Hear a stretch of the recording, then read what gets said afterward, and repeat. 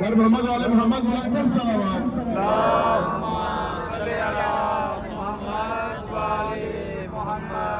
یعنی کہ ہم دنیا میں جو مساجد امام زمانہ سلام اللہ سے منسوب ہے،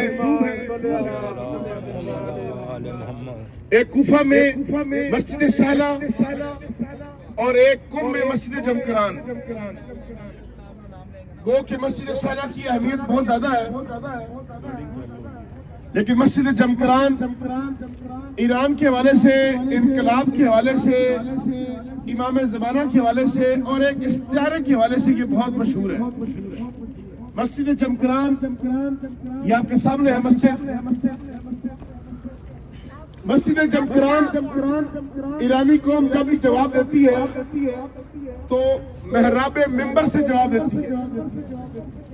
جب بھی دشمن نے حملہ کیا ایران پر کسی بھی حد سے، تو جواب جو ہے وہ تہران امام جمعہ دیا کرتے تھے۔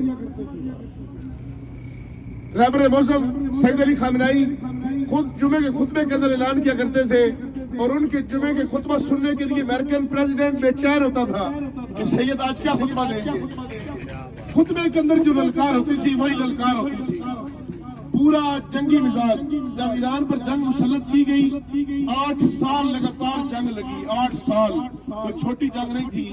پاکستان انڈیا کی جنگ ہوتی ہے 10-15 دن میں دونوں گھر پٹاخے بجا کے سائڈ میں رہتے ہیں، ختم کہانی۔ ادھر 8 سال جنگ لگی رہی، اور 8 سال جنگ کے دوران سید علی خامنائی خود محاذ پر جنگ کرتے تھے، اور جمعے کے جمعے ہیلی کاپٹر سے تہران آتا تھے جمعہ پڑھانے کہ خطبے میں جا کے جواب ہی دینا۔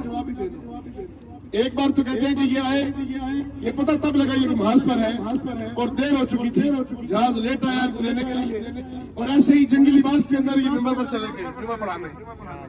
تو پھر پتہ لگا کہ سید جو ہے وہ محاذ سے آ رہے ہیں۔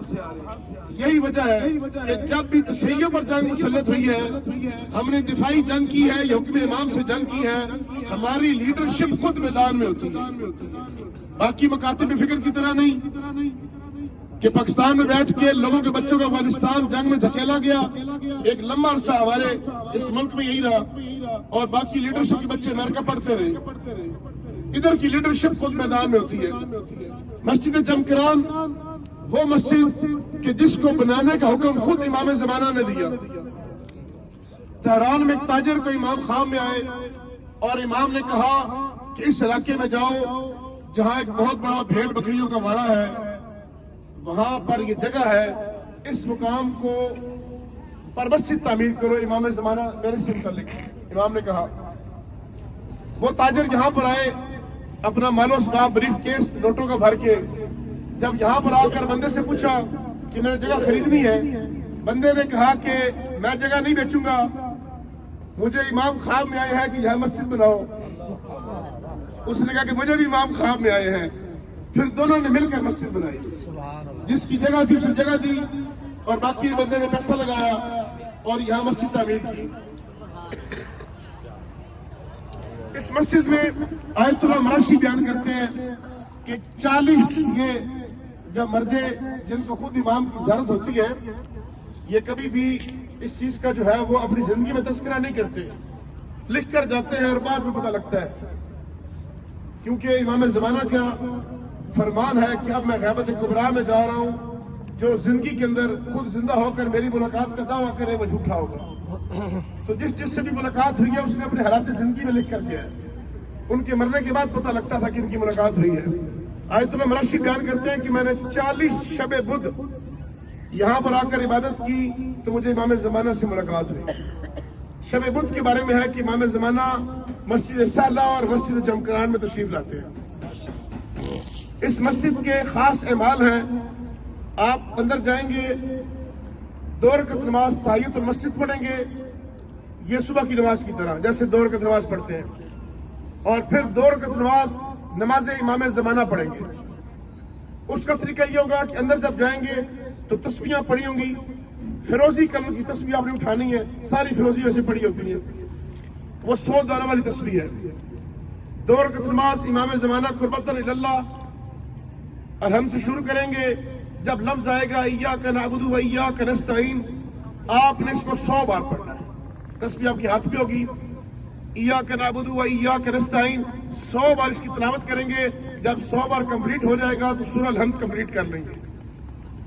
उसके बाद सूरह तौहीद 7 मरतबा, कुल हुवल्लाहु अहद 7 मरतबा, और फिर रकू में जाएंगे, जिक्र रकू भी 7 मरतबा, सुबहान रब्बियल अज़ीम व बिहम्दिही 7 मरतबा पढ़ेंगे।